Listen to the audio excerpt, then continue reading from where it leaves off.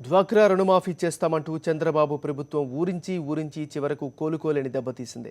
డ్వాక్రా మహిళలకు రుణమాఫీ చేయకుండా ఒక్కో డ్వాక్రా మహిళకు 3,000 చొప్పున అప్పుగా ఆర్థిక సాయం చేసేందుకు ఉద్దేశించిన జీవోను జారీ చేసింది. దీని ప్రకారం ఏ ఒక్క డ్వాక్రా మహిళకు ₹1 కూడా రుణమాఫీ చేయడం లేదు.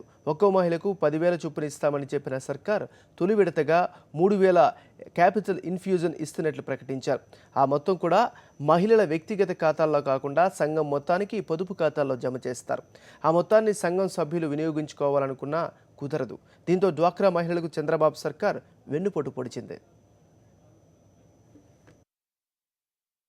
మెంబర్స్ ఎంతమంది ఉన్నారో ఆ మెంబర్స్ని బట్టి పర్ మెంబర్ 10,000 ఇవ్వటం ప్రభుత్వం తీసుకున్న డెసిషన్ కాబట్టి ఆ 10,000లో ₹3,000 ఇప్పుడు ఇమీడియట్గా ఇవ్వటం జరుగుతుందన్నమాట.